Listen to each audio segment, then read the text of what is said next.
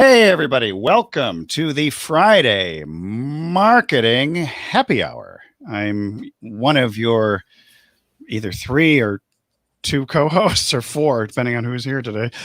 Dr. Christopher Vogelman of Maximize Your Media, our digital agency, where we handle everything, surprisingly, lots of Pinterest work, as well as Facebook social posting and some other things. Oh, somebody's coming late to the party, too. And as well as the instigator and founder of Life Beyond Practice, which is the group and coaching group for doctors who want to escape the exam room to a life of greater free time, freedom, and fun. And to my left. What is it? Is your left or right? I know it's the old reverse. It's the old my reversal. left, stage right. There you go. Hey, I'm Troy McDonald, and I'm with liveeventmarketers.com, which actually takes you to the group, the Facebook group of the same name, where you're able to talk about live streaming, equipment, share your live streams. Even that would actually even include podcasting, as long as you're doing something live. In other words, you're filming it live, that kind of thing. But basically, we're focused also on the topics of business and marketing and using live streams. So as long as you're on that, we want you to come on in and get to know other people as well. It's not a cooking show. No, that's your wife's. I know that's true, actually. Oh, and to my below.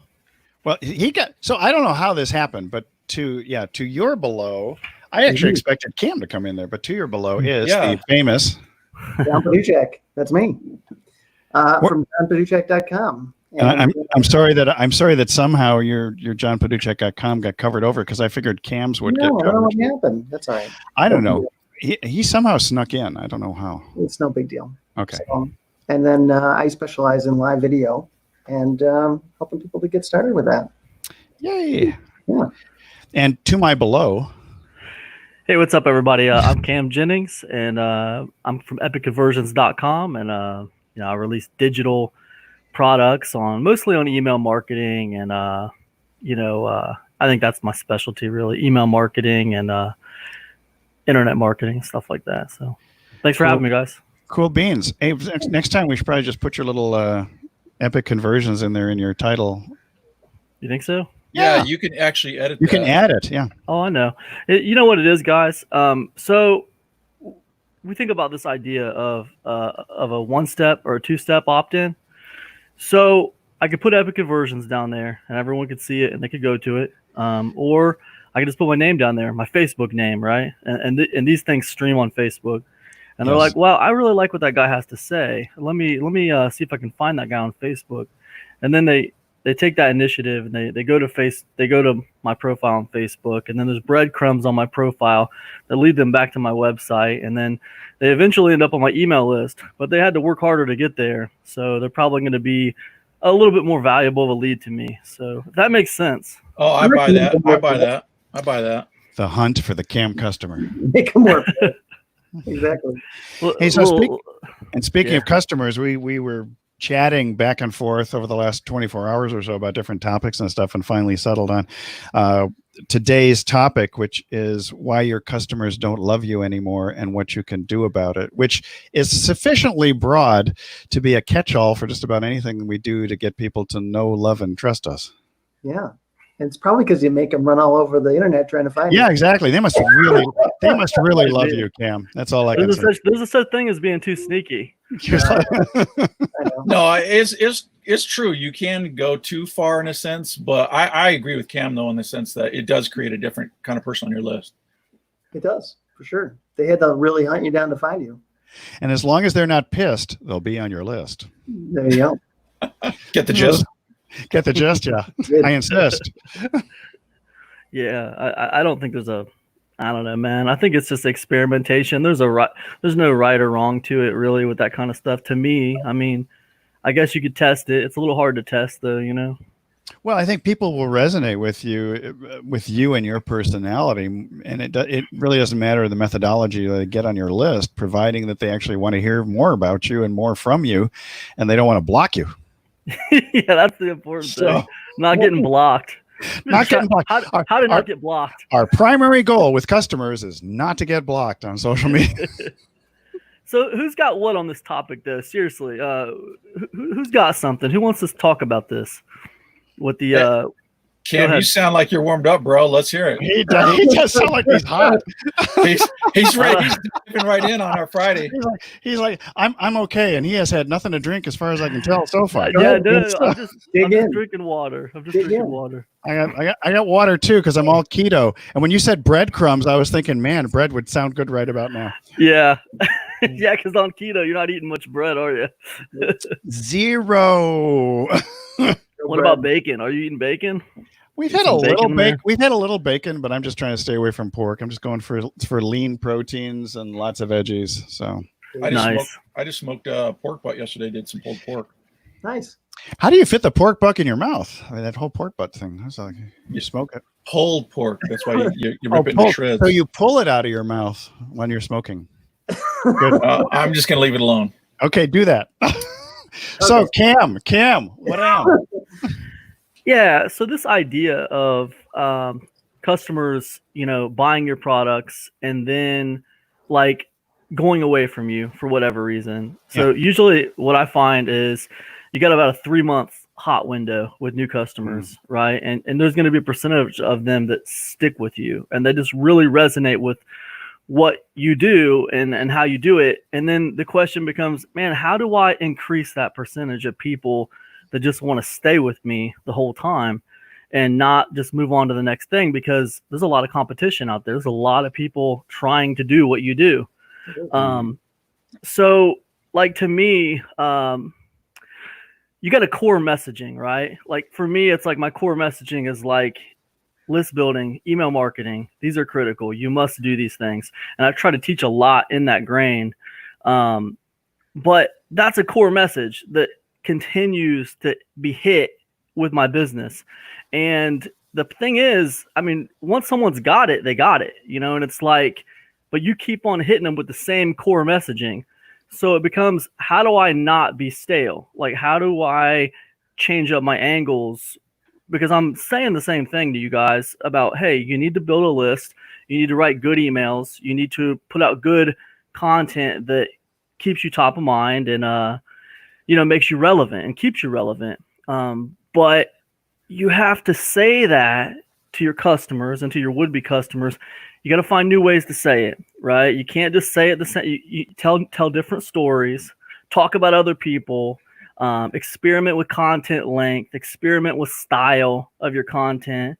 But I think for me, just that general rule is you can't forget the basic law that people always want to see the new thing. So you got to keep it fresh. You got to find a way to kind of not reinvent yourself, because that sounds really tiring.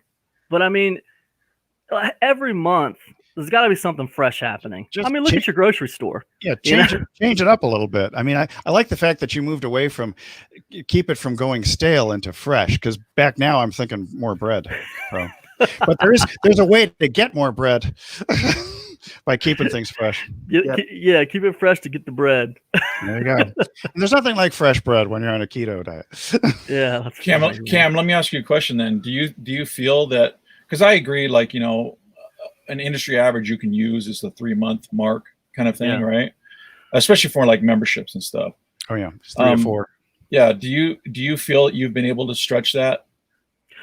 Well, have you even tracked it or whatever? I'm not sure. I mean, yeah. Well, I mean, I would say the amount of people that follow me from a list. I would say I think I just take these answers and make them really long. But yes, I have found ways to stretch that. I mean, I know you have a membership, or at least I at least know of one of them. I don't know if you have more, but so do you? Looking at your stats, have you seen that you've been able to, even if it's 3 months in a day? That's still an increase, though. You know what I mean? Yeah, sure. So for me, with membership, my membership is about 7 months on average. People will stay. A lot of people will stay more now because it was $47 a month, and then when COVID-19 hit, I dropped it down to $10.80 a month, and so of course, people feel grandfathered in. They're not going to leave. So I think the stats are a little skewed right now. But on average, I had it at about 7 months. Now, the reason why was it's just like benefit over what they're paying. And it's like, so with that group coaching call, I wanted to leverage work I was already with that membership program. Sorry, guys. With that membership program, I wanted to leverage work I was already doing. So it needed to be easy for me. I didn't want to do any extra work. I was trying to average a product release a month or one every 2 months. So what I decided I was going to do with that one, this is back in 2016 when I started that one. I said, well, what I'm going to do is I'm going to give my members access to my most current 3 products. And then when I put a new product out, the oldest one will drop off. So they'll get that. And that was the original. It was a discount club. And then I added weekly actionable content. And that was basically like PLR that they would have PLR rights to. They could just use it. It was actionable content they could use, like done for you. And then I added a third pillar. And the third pillar was a group coaching call, which the group coaching call was, I just got on call once a month with everybody, and they just asked me questions about their businesses and how to move forward. And if you think about those 3 pillars, I don't have to do a lot for those pillars. I mean, the first pillar is the product a month. I was already doing a product a month. So I'm just repositioning the product to leverage work I'm already doing. Second pillar, done for you content. I just have to have memberships to a few PLR sites, and I can find actionable content for people. And then the third pillar, all I have to do is show up, and answer questions for people. So well, in pillar 2, do you take the PLR and alter it and then distribute it? No, dude, come on, that's way too much. Well, no, I thought you might do a little work as opposed. How dare you? How dare you? How dare you, Doc? Come on, man. No, listen, guys. Listen, this is my opinion, and some people might not agree with it, but my opinion is, listen, you have. I think you guys would all agree with this, but you have to maximize how much you're getting from the time that you're putting in, right? Yeah, leverage. Yeah, it has to be in your favor. You don't win if it's not in your favor. So my first membership program that I did was back in 2013, and I don't want to get off topic here because this isn't our subject, but basically I was like, okay, in my first membership program, when I first started, it was here's what I'm going to do: 5 to 7 pieces of content a month. That's what I'm going to do for these guys. So every month I put in 5 to 7 pieces of fresh content. This would be unique content. I was just creating it for my membership program. Well, that's fine, but that was one arm of my business. And over here, I was trying to do affiliate marketing. And over here, I was trying to do product launching. And over here, I was trying to do a blog. And over here, I had another YouTube channel in a completely different niche. And I had another membership program and that niche. And a lot of things going on, right? And I was making good money, but I was also really burning out. That's overwhelming in terms of a content creation schedule. Yeah, so I just learned as I went, and started figuring out what I need. Because yes, the customers need to win. I need to win too, though, man. And I don't win if I'm 6 feet under from being crazy burned out. You know what I mean? Right. I thought that he who dies with the most toys wins. I guess. You can't take it with you. Oh, I see. Yeah, you can't take it with you, man. Bury me in my roles. Yeah. Hey, so Troy, what have you been finding with the things about when people have turned off to a marketer, or to yourself? Because I've got some experience on that one. I mean, how do you encourage them to stay deeply in love with you? Well, I think it really comes down to, again, this is going to kind of sound cliche though. When you release stuff, it's just got to be quality and what they want. You know what I mean? People have an expectation of you, and Cam would probably, tell you this 24/7 is that you need to stay relevant, right? And you need to know what your customers want. Anyway, Cam and I've had some separate discussions, but I'm in agreement in the sense that you have to have quality material, which means what your audience wants, or they're just going to, lose interest or seek somebody out to provide that information that they're looking for. And then you have to actually give them what I call, this is how I kind of look at it, and you can kind of phrase it differently, but people are buying A so they can get to Z. That you've heard me mention before that people are nowadays more in results based. Before they would buy stuff and it would be concepts and things like that. And not that there aren't problems with having concepts in your product, but or even in your, I don't know, I guess I say service, but I don't know how you fit a concept into service. Anyway, that'd be more in info products. But basically people are buying, they want to buy a result from you. So they're buying Cam's product, they're buying Dr. V's or whoever, whoever they're buying, they want to purchase it so they can get an end result. Because people, again, like I said, they want to do as little as possible so that they can live their life. Well, yeah, and if they're going from A to Z, that sounds like a lot of steps. I'd rather go from A to E, like the easy button. The reason why I use the A to Z as an example is because in the alphabet, Z is where it ends. So I'm just saying, like, they want to buy. It's kind of like buying A and thinking that like an elevator, it takes you to Z. Or so basically, it's because they usually hear like A to B, but I'm like, well, but the end is really C. So that's what I'm saying. It just depends how you want to say it. So no, it's not like you're putting something together with bad instructions and it says insert tab A into slot B. That's like Amazon with their logo. They're basically saying the same thing. It's like, because I was trying to figure out what that little arrow meant like a few years back, and it was like that little arrow was supposed to represent from A to Z, or from departure to arrival. Yeah. Or escape to arrival, like Frank Kern used to like to talk about.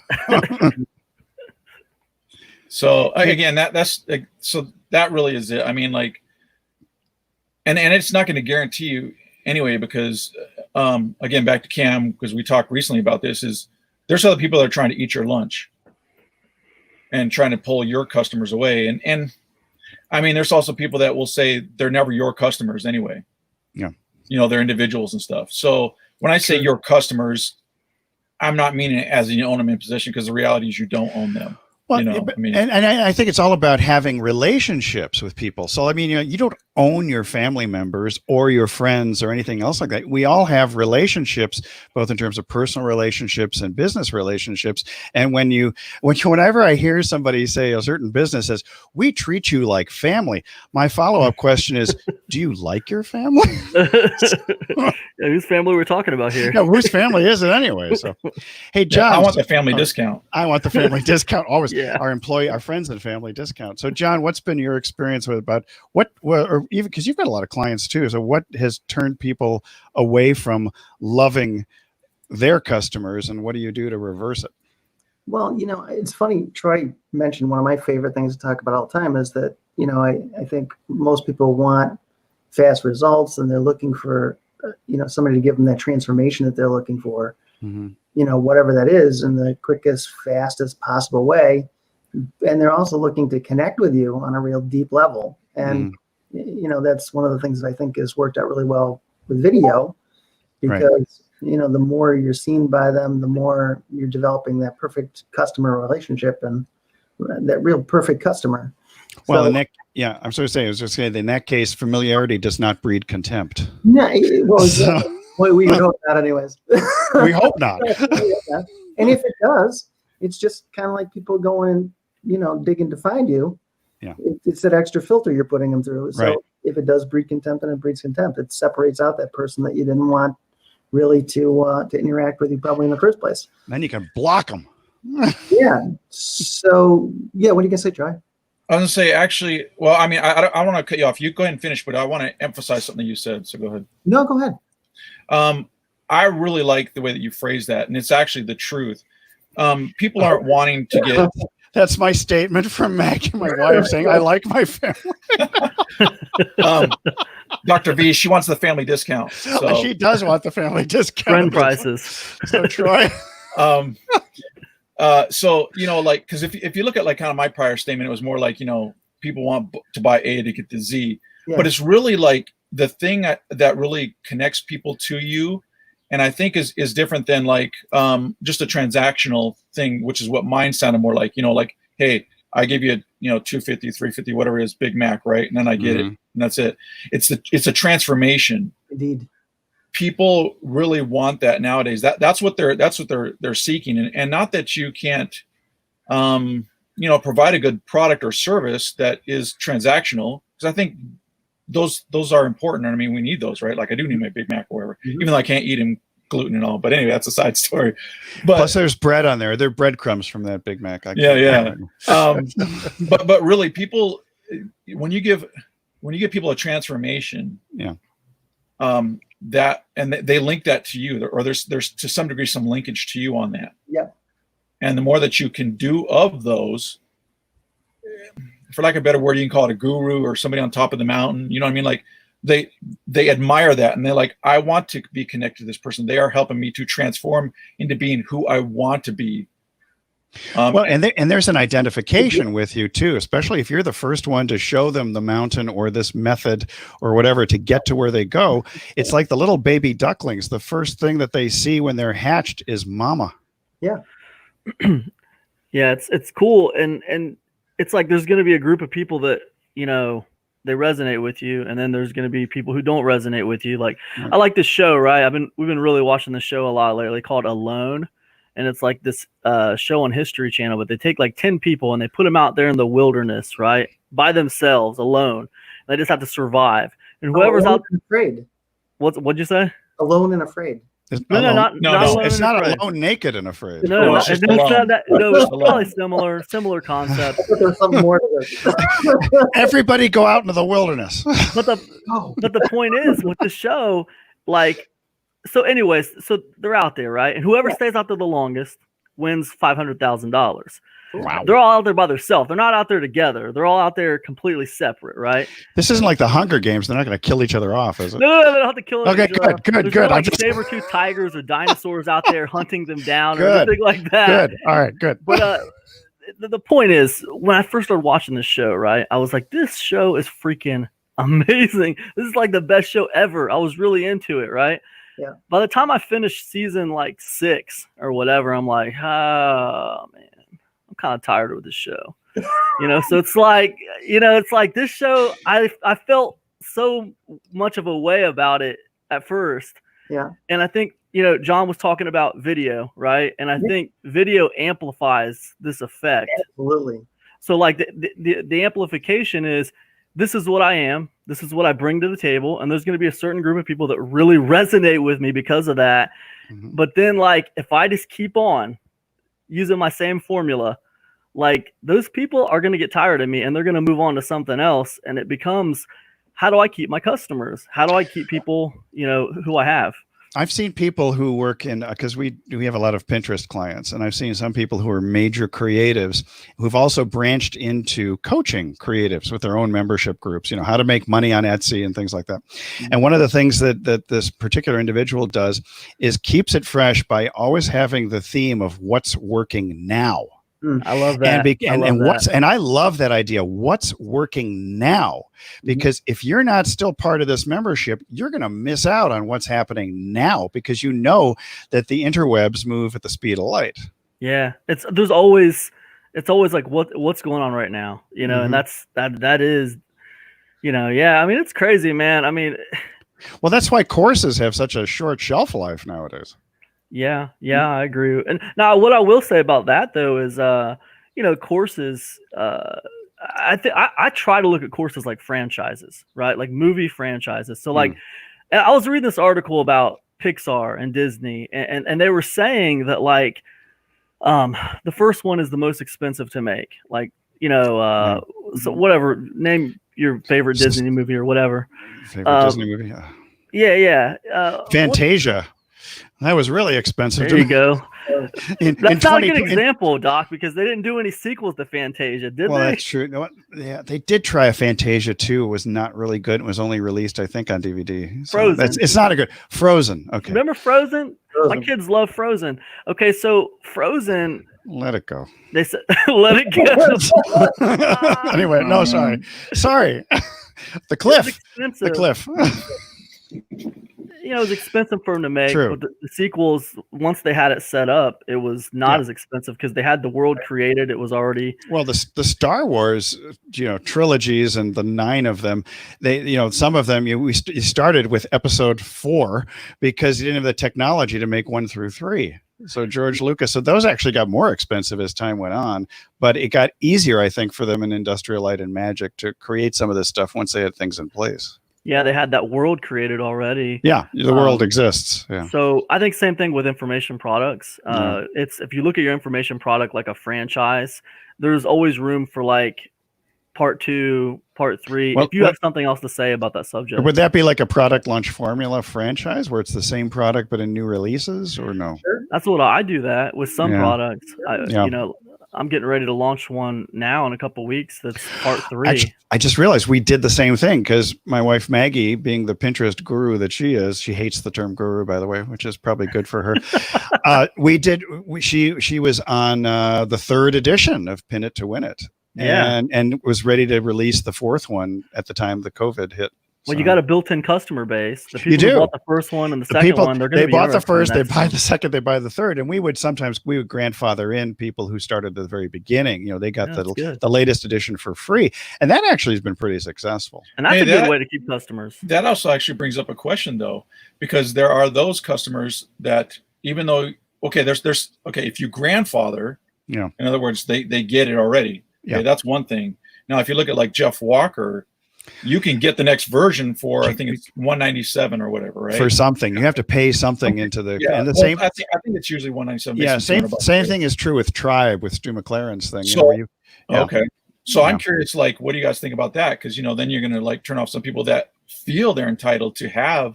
I think if it's a low enough price tag, people will understand that there are hard costs involved. Sure. Yeah.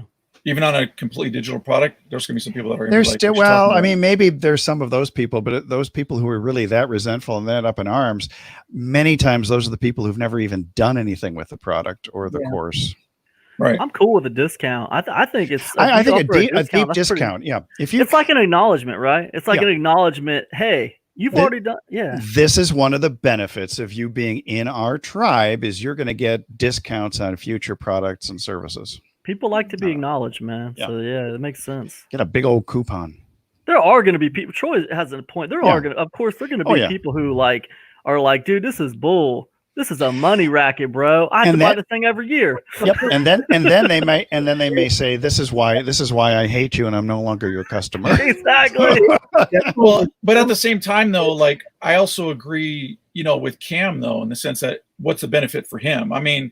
Because like, as we talked in the last one, right? When I said, hey, you're offering additional, the guy who wanted to put something in Cam's membership, right? Yeah. Get something for free. And Cam's like, well, where do I benefit? Now, and my argument was like, well, you're providing more value for your customers.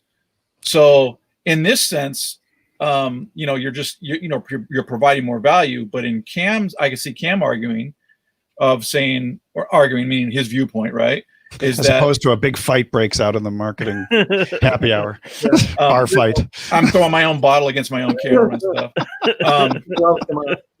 Is that, you know what I mean? Like, his benefit in essence would be that deep discount, but they're still paying something for it. So, I mean, I see both sides being valid. I think it's whatever you feel comfortable with. Yeah, I think it's how you want to run your business too, though. I mean, I definitely go deep discount over just free. I mean, sometimes you gotta, right? I mean, but whatever. I think it's nice to have a paying customer. It's nice to have a list of buyers who still occasionally buy. Exactly. I mean, we're still in business here, right, gentlemen? You know what I mean? Send me cabbages and a box of imperfect produce, and I'll let you stay on another month. People won't value it either. Also, if that's another thing, if we just give it to them for free, they're not going to value it. I do think there should be at least a little bit more skin in the game. And I mean, you don't, maybe a 50% discount is ridiculous. Maybe 75% is really good. Maybe give them 90% off. But I mean, if somebody's paying, say, $100 on what is essentially, $1,000 thing, I think they'd be willing to do it. Most people. I think I'd love to hear your opinion on this, you guys, what you think, but I think there's a little bit of difference too in a product that's more timely material versus timeless material. So if you have to do a major redo on something that's very timely, that changes frequently, I think there's a big difference between something that's timeless and you're making subtle changes.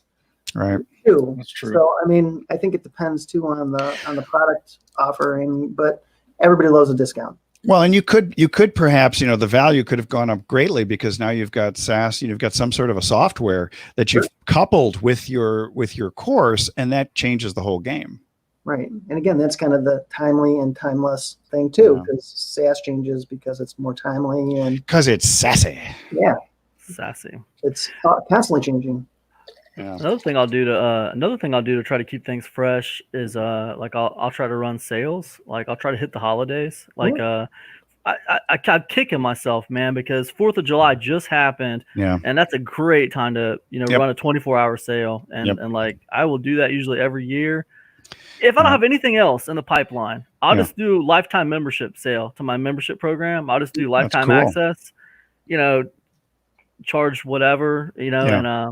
and go just for the 24-hour period. And, that's a quick couple $1,000 right there, just like that, easy. And Mhm. Hey, Cam, let me throw you out a suggestion. sure, man. What's up? So all right, you missed the 4th, right? I did, You're like a kind of fool. kicking yourself or whatever, right? But Oh, that was the part that he didn't articulate. yeah. So here's how I see it. Well, Cam and I spoke earlier, so I knew about this. So you one. had this secret broadcast without us? No, we were just talking like a phone call, more like a phone call. Yeah, it's you mean I don't talk to you guys, without Cam all the time? Come on now. Don't fight over me, fellas. I got the I got the cam down here. Yeah. Cam. Okay, so anyways, here's my suggestion: is as long as people can feel it's legit that you do this, right? But you could do like, hey, it's my wife and I's anniversary. You know what I mean? And I thought I'm going to do a sale. You know what I mean? So whatever your reason is. Yep. And again, it feels legit because I've seen some that they're kind of trying to use this method, but then you're like, okay, they didn't do it well. But you can say, hey, I'm an idiot, a 4th of July idiot sale. You know what I mean? Like, look, Ooh, I should have done that. it. You know what I mean? 4th of July idiot sale? Dude, all you idiots. belated. You're the idiot, or they're the idiot for buying? What was that? Dude, belated, man. The belated 4th of July. Hey, that's fantastic. The 14th is Bastille Day, and it's French Independence, so you can piggyback onto that for your files. Well, my birthday's coming up in August, so like there I'm you go. Have an August old bastard 24 hours. Old bastard 24 hours sale. Hey, but did you miss out on the Arbor Day sale? I don't usually do Arbor Day. Do you do well, Arbor now Day? you got another one coming up next year. So hey, listen, plant a tree. Anything else? I tell you the best spot though. I mean, everybody should be doing this. Like, if you're not doing this, you're not trying hard enough. All right, and that is the Black Friday to Cyber Monday. I'm guilty. So Black Friday to Cyber Monday, man. I did do them 4 days. It's impossible not to make money. We did do Black Friday when we had products. You have real issues if you can't make money during that period. Yeah, it's a and obviously I'm just kidding about it, but I was on a respirator. It is a good time to make money. I don't know, but yeah, man, I just brought the sales up, guys, just because when we talk about ways to keep customers interested in what we're doing and not like just moving on to something else. Like, hey, I already know. So here's something though. So you do your 4th of July normal blowout sale. Do your existing customers start hating on you because they didn't get in on that deal for the lifetime? No, because the thing about it is my list is constantly being replenished. I'm always having new people come on. Okay. But no, I've never had anybody complain. I've had people who have been on there for a long time. They don't complain.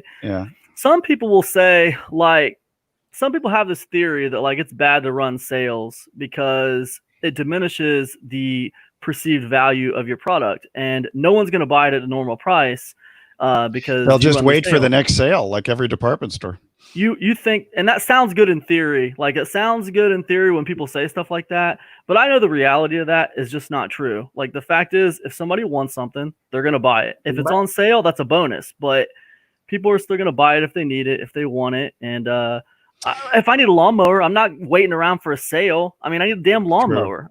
That's it. I got to go get one. Well, plus with online though, you've got the online shopping mentality, which is, look, I got a 6-pack of beer and a credit card in my hand. So I'm just gonna go clickety click.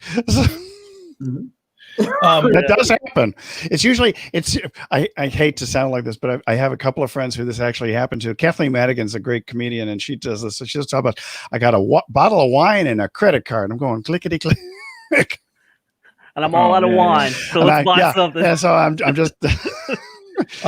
Cam, on my viewpoint on that is I've seen both, right? Like I've seen where like companies have really conditioned because they do it all the time, of like car companies. But I'm talking about but they have like well, car company, you can think, I mean, not to knock it down, but I mean, like, they can have different models, right? But I'm talking about like companies that have, like, in essence, the same thing over and over, and they're always doing some sort of deal and some sort of sale and whatever on like the same thing. Right. Whereas Cam, at least, you know, he could kind of, change it up on different things. So you never know when it's going to hit. Maybe you still have to wait 90 days, but if you really need it now, you're going to get it. I agree with that. Sure. But yeah, man. But I'm just saying, like, there's some that do it, I think, incorrectly, where okay, look, I can wait 2 weeks because their monthly one's going to come out, which is like the typical 50% off or whatever it is. So like parents who are out of diapers, I think they're going to get them. Yeah. Rather than wait for the next diaper sale. Yeah, they're going to get them, man. They need them, dude. They want the coupons and the sales, but I mean, it's not really going to stop buying them, and just because you ran a sale last week and now you're not running another one for 6 months, so they're just not going to buy diapers for 6 months or something. Free range children. I think part of it is again they don't know exactly when it's going to happen. So maybe you do it July 4th one every year, but which product or service are you doing it on? Yeah, right? It's always different. Never know. We'll never know. I love to change it up, man. That's why, like, and I always tell people, like, this is another thing about keeping your customers, right? Grow your infrastructure. You're like more than one product. You need several things out there that you can kind of play with at different times and package things up. What is that sound? Whoa. I don't hear anything. Yeah, I don't. Either. You don't hear it? Man, it's just something What's else. It sound like? Well, it's some sort of a feedback. Yeah, it's not a bird. No. They've stopped. Is it your busted headset that you're using? It could be my busted. It could be my busted earbuds that I'm using. Hey, listen, you're freaking me out, Doc. I was just watching a video about half an hour ago about like ghost sightings caught on camera. And I was just about to tell you that you do your Halloween sale, and you go like, "Hey, folks, what's under the sheet?" Okay, all right. You guys are gonna laugh. I don't do a Halloween sale. I'll tell you why. Because, man, you know what, man? Not everybody's into Halloween, man. I know that. I found out the hard way. So I know that, but I've also found. Yeah, but you do you. If you're into Halloween, I'd say do it. I would do it, yeah, because you may have more. Like, dude, I didn't know you were a devil worshiper. Now I'm getting off your list, bro. No, because we have some of the most devoted. We have some of the most devoted Christians as Pinterest clients who still post Halloween stuff because they know their market. They know their market. Yeah, that's true. That's true. But that's just an aside. But no, I love Halloween. Oh, me too. Sort of. I mean, I don't like haunted houses because my night vision is terrible, and so I let my wife and my stepson go into the haunted house, and I just wait for them while I'm accosted by other people. And so, but I will say that John, the things that. So what John, your experience with doing live video for some of your clients? I know like Ken was one of the ones, and others, in terms of the kind of the love, the like factor, and how they turn into sort of loving his stuff. Oh my gosh, it was crazy. Well, I took my friend Ken, who had never really done much with video at all. Yeah. And literally everything he ever did was on Instant Telesummit. So what is that? Was it a free platform or something, or was that one paid? No, it's the audio platform. It's all audio platform. Yeah. Yep.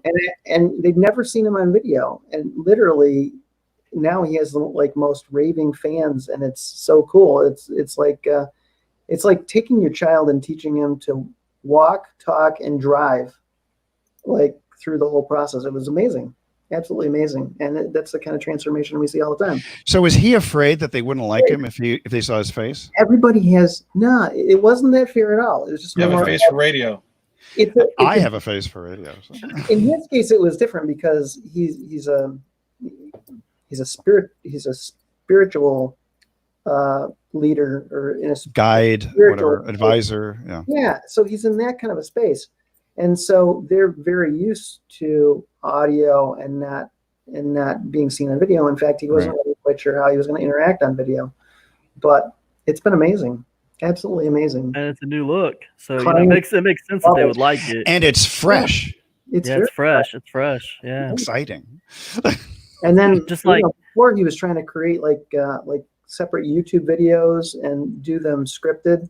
And then the minute we got over to doing them live, now it's like everything's live. There's no more, I'm just going to go make videos for YouTube anymore. It's just all through StreamYard, and it goes to Facebook and to YouTube. And It's amazing. My scripted YouTube videos are pretty crappy, and but the ones that I used to do, which were just live, I mean, they weren't live at that time, but I would have zero script and just film it. And then I did it maybe 2 takes, and then I just took the best one and put it up on YouTube, and I got thousands of views. And I made mistakes in them too, but I was actually okay with that imperfect action thing. Yeah.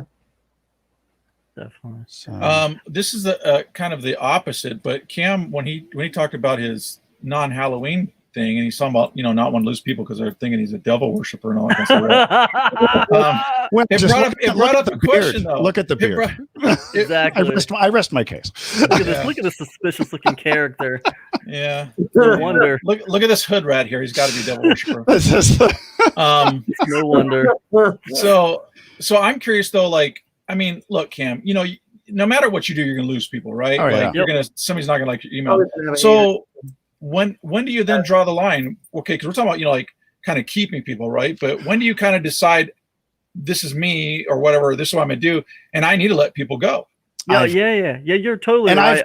I've got it. You could change. I'm just curious. I'm not saying that you have to do Halloween thing, but I'm like, sure. I think it's a good question though. There are other opportunities. Your All Saints Day sale.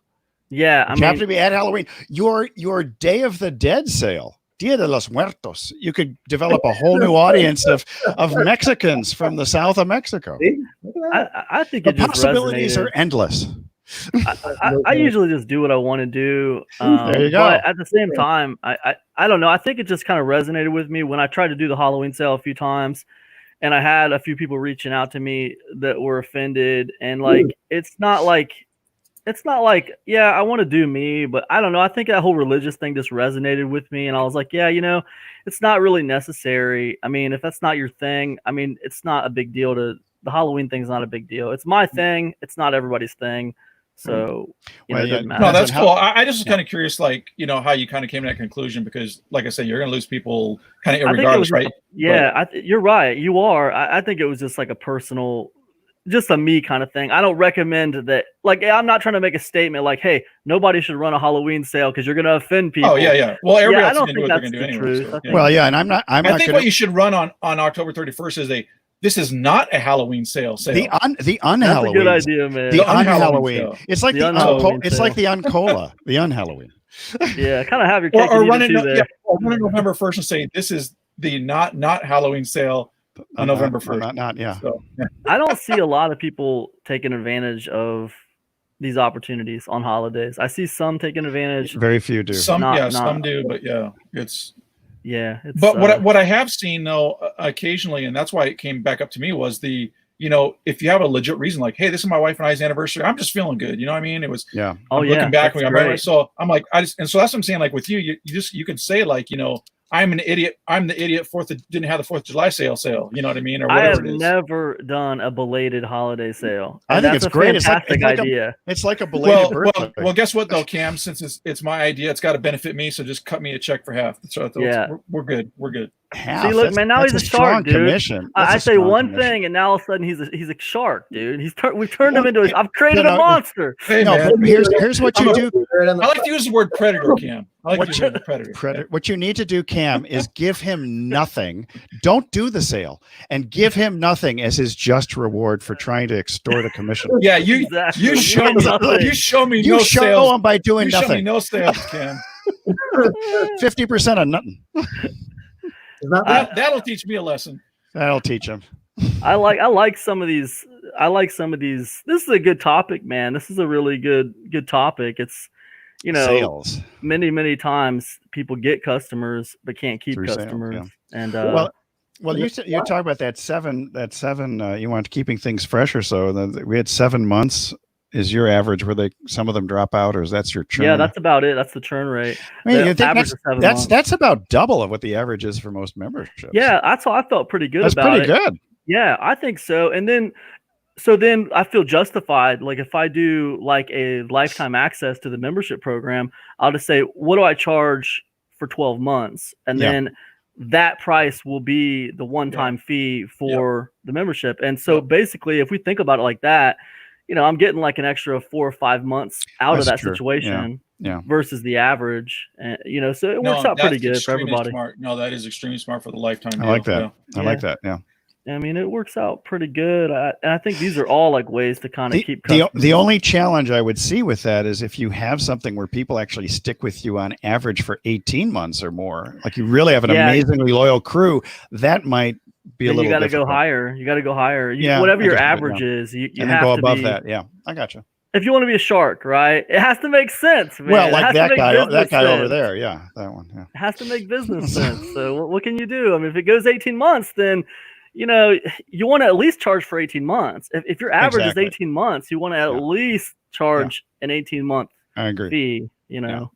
It might sound bad. It might sound kind of like, card shark. It might shark no, like but a shark I or something. think that's but see, that's when you have just such a high value product or service or membership that people are practically banging on the doors to get in, and you give them this sweet deal of a lifetime.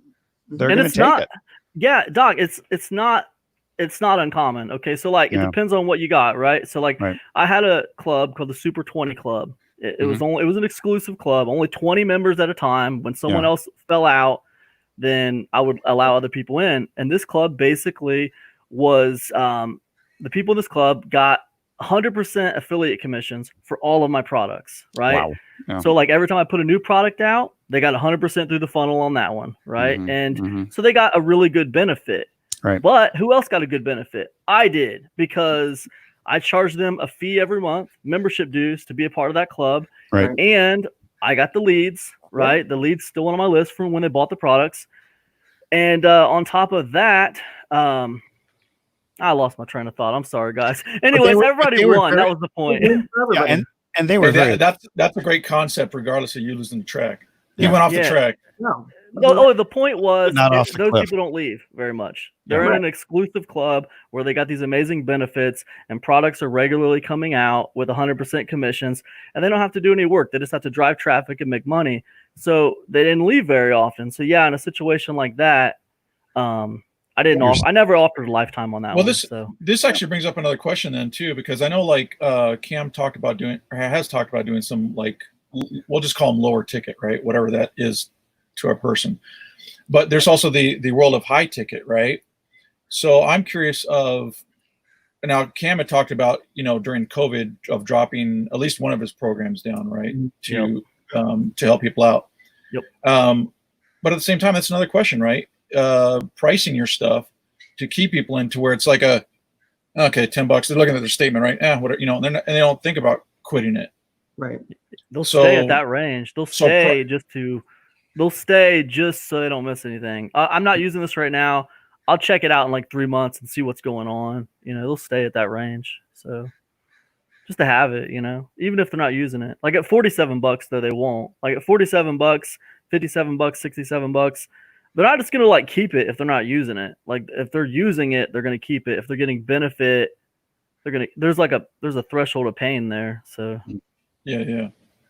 Well, and that has changed in the last several months too, because I know I've seen courses that were selling for, oh my goodness, $197 or stuff being offered for anywhere between $27 to $47. Yeah. And higher ticket things that were $500 things are, down in the 150s or below. But it's temporary. Yeah. But how long is temporary? That's the question. Yeah, that's true. How long is temporary? And there is still people out there wanting to spend big money. It's just, they're just not as, they're not as freewheeling with their wallets. It's just weird. It's also a smaller segment too, though, for the high ticket stuff. You know what I mean? It always will be. Yeah. Nobody knows what's happening, really. No one's really ever experienced anything quite like this. So it's like, people get weird when they are in situations they're not used to, So it's like this show, right? Yeah, not like this. Hey, speak yourself. What are you talking about? So what about Troy's background? We're gonna just ignore the fact that Troy's got this really cool finished background now that we've been waiting on for weeks. Plus, he's got a new logo. Yeah, no, that's your logo. Oh, it's my logo. I'm sorry. You put that on top of me. Good thing it's not like right here, right? Pretty good. Your background is dark enough that we can actually. All right, John. Well, look what he did to me. I know. Well, I've been in the corner like that, and I said to myself, nobody puts Troy in the corner anymore. Baby in the corner. Well, actually, I actually expected Cam to be in that corner when he came out. Yeah, so did I. I thought that's how it was going to be. So StreamYard is doing funny things. Somehow, Actually, you Cam know is- what I think it might be, Dr. V? I think that, you know how they've added up to the 10 people now? I think now that somehow because it used to be, I think the last person was where yeah, John last is. person was where John is. So it's getting dark where you are, John. Oh. It is. I know. I got to turn on the light or something. So Troy's got this thing. So Troy, the initial feedback people have given you, do they love you more now that you have this fancy schmancy background? Well, honestly, today is like literally the first day when it is kind of, except for my mic, okay, everything's kind of like, for all intents and purposes, done. I've got the lights where I want them for the most part. There's a window that's over here that's actually blocked up. So if I don't come in here with a light on, it's like pretty much pitch black. And then I have the secondary light back there because they actually have two of the colored lights and they're kind of separated, so you get so it fans out more. I mean, so in essence, that's pretty much it. I'm gonna move my camera is right here, which is actually not centered on my desk, so I need to actually, because it was like throw it up and I haven't adjusted that yet. I'm gonna move that and slide out. So I haven't had any necessarily feedback because I haven't. Today's, like I say, officially kind of the first sort of done-ish, even though I'll still tweak it some. But we could be your first official feedback. Okay, what is it? I like it. Sweet, man. So 2 thumbs Yeah, up. If I had a sweet. third thumb, I'd give it to you, but I don't. Except for that logo in the corner. I think Yeah, The exactly. logo's amazing. What Canva can do is just beyond belief. Actually, I like the I fact even like the logo. but see, the drink actually matches. It's different on top of Troy's. It does look like it's sitting right there, huh? There's a drink sitting on top of your game. Just don't spill it, right? He's playing the game. He's got his drinks on top. I like it. So, but it's kind of more of just, I think we've talked about it before, but like we've kind of talked about today, your customers and stuff like that. It's just like, this is kind of like my vibe, right? I'm an 80s kid.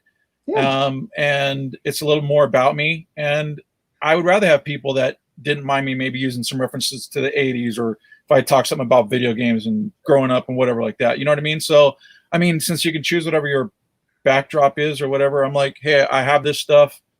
Why not use it? And it's me, you know what I mean? And there might be some people that'll just think it's stupid, like it should be more professional, more business-like, because I'm talking about business or whatever. But then, hey, maybe that's not who I want to talk to, right? There aren't any Madonna posters in there, Like though. the RV and working on the road is kind of my vibe. He's RV man. Yeah, it's funny, man. People do things to keep it fresh in the background. It's really cool to see some of the things people do. Like, I never forget. Go ahead, Doc. I Sorry. was gonna say like bricks. Yeah, like bricks. Bricks are Paper bricks. Paper bricks. Oh, how real Paper those bricks. bricks seem to me. Here's my favorite one, right? This is so funny. This is my favorite one. I'm a really big Rush fan, the rock band Rush. You guys like Rush? Rush. So I remember, this is years ago. I bought this DVD. It was like Rush in Rio or something like that, and it was like I was watching it, and there was like dryers in the background, like twirling, and they were drying. It looked like they had towels in them or something. They were just drying. They had like a line of them, and I kept on looking at it, and I was like, "What the hell's going on in the background? What is happening?" I mean, they're on stage. Neil Peart, all these guys, they're all rocking out, and they got like dryers on the stage, and they're like, and I'm like, I don't understand. Why are these dryers here? But I was fascinated with it, man. It was crazy. Yeah, that sets me off on a tangent, because my grandfather, whom I never met, in World War II was an entrepreneur in Germany, and the dry cleaning business actually had dried up, no pun intended. And so he actually had outdoor laundromats with all of these dryers and washing machines. Wow.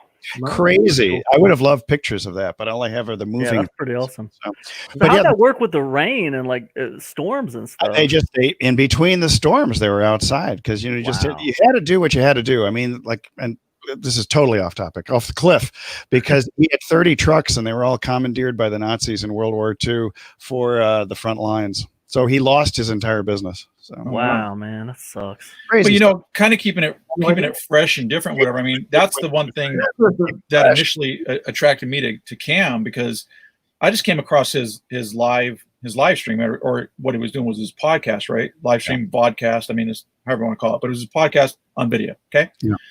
And I just started listening to it, right? And I'm like, I know this guy's kind of about business stuff, but I'm like, where's the business in it? I listened to, no, listen, there's more to it, right? Yeah. So here's the cliffhanger. I'm waiting. And We've been I waiting listened to it, and then what he did is then it started to weave into the business concept. I'm like, wow, I actually like that, because it wasn't like just boom, hey, he's talking about business, right? Because like I hear that all the time. That's what everybody does, right? And so I actually started liking that, because who doesn't like a story? And then and the other thing with Cam is you never know where he's going to go, right? Yeah. Is he going to chew you out, or or is he just going to tell you a story about his life? You never know. You never know, man. But that's the thing. And I mean, so I was kind of drawn to that, and that's when because I think what happened was, I think in Live Event Marketers, I put his first, I added his first that I saw his live stream, but I hadn't fully watched it, and then I started really watching it, and I was like, oh, wait a minute, how's this all about business? And I was thinking about deleting it, and I think that's the one where I was like, then it started weaving in, and I was like, oh, okay, yeah, no, this guy's cool. And I think that's when I reached out to him, like initially and stuff like that. Hey, post your stuff in here. Like, I like your vibe. I like how you go about it. That it's some kind of story stuff that you have no idea how it's going to relate, right? Like he's totally chewing you out, and you go and you're thinking like, holy smokes, I shouldn't watch this guy anymore, right? But then all of a sudden he ties it in, you know what I mean? I'm gonna stop watching this weirdo. Yeah. But that's what I'm saying. Like it's almost like he's off the hook in a sense. You don't know where he's going or how it connects or whatever, but you then know that that's what he does, right? And so you go, oh, I want to tune in and see where he just starts out, right? On our journey, man. Where's our trek going? Where's our adventure going? And he's in here. the end, he would say by the block. Yeah. Okay, guys, he's talking to me. He's telling me a story. Now he's yelling at me, but where are we going? Where are we going? Where are we going? Now that he's yelling at me. Enough of that yelling, right? And then it's cool. And then he goes into the business thing, and I really liked it. So, well, hey, thanks, dude. I appreciate that, man. I like what you guys got to offer too, and I'll tell you something I noticed today. I was sharing this show right here in various locations, and I noticed a couple of comments. We got a couple of comments on the ones I was sharing before everyone went live, and I do think it's because we had that topic, like that specific topic, and people were asking about that. So that's good. I think that's positive for the show, to be able to kind of like offer that perception of value or whatever. We're going to go into our little copywriting den and come up with new topics. Yeah, I think you got a knack for it. Doc. You had some pretty good ones there. We're starting out. It's the wordsmith hour. John, hey, so are we at the top of it? Yeah, what were you gonna say? Oh, we're fine. What do you got going on right now, man? What do you want to work on? Speak now or forever hold your peace. I want to work on. Like we have one we're collaborating on together. Yeah, we have a project we're collaborating together. Yeah. You guys, what do you guys got going on, man? Is it something we can share, or is it not? It's not. Well, we can. It's under wraps right now because it's within the, not completely under wraps, but I mean, basically we're going to be utilizing live broadcasting through, we've already coined the term health broadcasters. So we're specifically going into the medical health niche with respect to doing these things. And we're not so much talking about things like telemedicine because that gets involved in privacy issues and all kinds of crazy crap like that. But just the idea that doctors and physical therapists and others can actually utilize live video to have a greater impact on their community and have greater reach and thereby build their practices using live video. Yeah. I love it, man. I love it. Yeah. So we're shooting tomorrow for our content for our group. Shooting, but well, no, we don't. Yeah, the camera is not a gun. I've stolen that from Angela. It's now mine. I was going to say the camera is not a Glock. So, and that's another way. Keep it fresh. That's another way to keep it fresh, man. Keep it fresh, baby. Change your armaments. Yeah, collaborating with people. Yeah, different people coming together. Because you get a new look, right? You get a new look. Now you got this guy's influence coming together, and it's kind of a different look. I remember when Frank Kern this last year partnered up with Grant Cardone, right, and they did some stuff together, and it was kind of a new look. It was like two worlds kind of like coming together. So it was pretty cool. Collide and produce a baby. Yeah, exactly. Yeah. It was Well, fresh. A fresh baby. Maybe. All the bread. All the bread. Stop with those breadcrumbs. I am salivating. So this is not just Pavlov's dog talking. I am actually, every time you mention bread, it's not doing me any good right now. I don't have it either, so. No. So All right. anyway, so I think we're about ready to wrap up stuff because we've gotten back to food. So who wants to start out? Cam. I'll go. Oh, Troy. Go ahead, Troy. Troy. The other Cam. He asked for volunteers, and then he volunteers somebody. I like doing that. It's like the military. Yeah. Looks like It's like that. Hey, who wants to go first? Step forward, and then a whole bunch of everybody else just steps back, right? Yeah, I was like, so I think one of the things that again, I wish I would have said it because I have it in my mind as well. But I like what John said. It's really about the transformation. And I think even if you think about in the past, that's what it has always really been. But now we're really honed in on it, that you want to give your customers a transformation, an A to Z or A to B, however you want to refer to it. And I think that really helps creating like an endearment or a connection, a deeper connection, a connection that's not just transactional. Nothing wrong with certain transactional things like, providing a service that is transactional or a product that is transactional, because there is a time and a place for those. But specifically, a transformation, I think, if you can, the more of those that you can cause for your customers, and I'd even like to say for your customer, because you're dealing with really one person at a time, even though you're selling, to a group or in bulk, so to speak. You're really dealing with one individual at a time. But again, that transformation, I think, is really key to think about when you're putting stuff out. Even as Cam would say, like, with your emails, right, that you're putting out. Provide some kind of transformation within there, or at least alluding to or how to reach, even though if it's through your product, but your story talks about transformation. So, Right on. Can I go next? yes, absolutely. So I'm glad you picked up on that, because to me that's huge. The whole deal of people creating that transformation for you. There were two big things that I didn't get a chance to really mention. And that's doing the unusual for people, which one of the things that I always loved is sending little customer videos out for people who buy from me, or, video for somebody who's asking for support on something to just kind of strengthen that relationship, or doing webinar, a small webinar to connect my clients or bring them in and talk about something that might appeal to them for subject matter that builds and develops and strengthens our relationship. Or like we started doing lives for the same reason. It's that relationship strengthener. So, relationships are everything, and that transformation is really meaningful for people. They're going to really pay attention to that. That's right on, man. That's perfect. Yeah, for me, guys, I think it's just, when you have customers and you're looking for ways to keep them, it's really about keeping it fresh. It's about the new factor. It's always trying to find ways to kind of reinvent your core message, because your core message isn't going to change, but the look that you're giving people, it needs to change, because it's going to get stale and people are going to feel like they've seen the movie before and they're going to just move on to something different. So yeah, that's what I'd say, guys. Look for ways to reinvent yourself a little bit. Cool.